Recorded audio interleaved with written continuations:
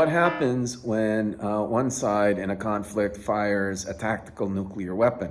Tactical nuclear weapons are weapons designed to create what is considered a low yield. Now, to give you an idea of the sort of perspective that we're talking about, low yield here means like the kind of atomic weapon, nuclear weapon that was used against Hiroshima or Nagasaki.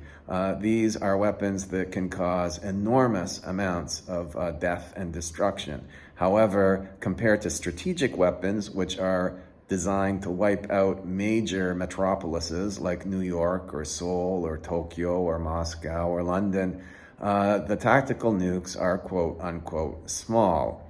Now, there has been talk about Russia possibly using a tactical nuke. The threats have come from the Russian side, but paradoxically and ironically, there have also been quite a few articles recently, for example, in CNN, in Al Jazeera, trying to distinguish between tactical and strategic nuclear weapons.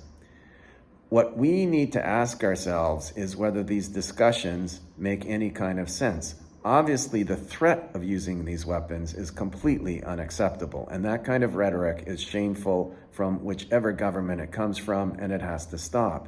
But should we also have a rhetoric in news sources, in newspapers, at respected news sites, of distinguishing between tactical and strategic nuclear weapons as if we can have a small, limited nuclear war? The possibility of a limited nuclear exchange between major powers has already been gamed out. Princeton University did this a few years ago, and it started with an eerily similar situation to what we have today. One tactical nuke was launched by Russia as kind of a warning shot, and NATO responded with one nuclear device being launched.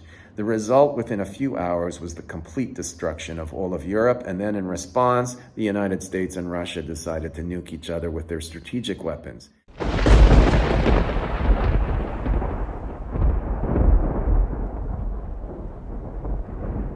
Once you reach that point of crossing the nuclear threshold, the situation takes on a force, a velocity of its own.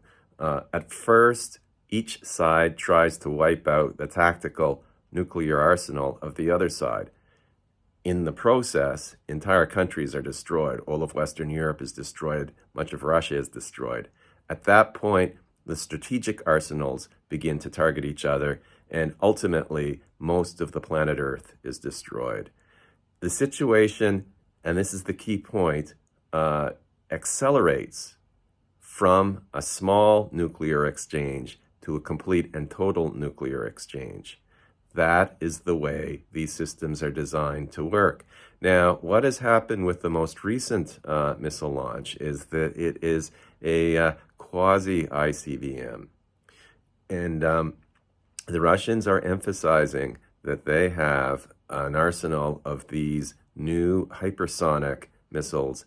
They are emphasizing these missiles are impossible to intercept, and they're emphasizing that they are going to build and expand their arsenal of these particular missiles. They're conventional, but they could have a nuclear warhead attached. There is no way at this point in time to really develop countermeasures to these missiles. So in effect, we've gone back to the situation that humanity was in the 1950s, 1960s, and 70s. At that time, ICBMs and nuclear-capable missiles were unstoppable. And the only way, finally, to reduce the risk was to negotiate and develop effective arms control treaties. The INF is a much-needed treaty. During the first Trump administration, the Americans walked away from it. It's time to start rebuilding these treaties.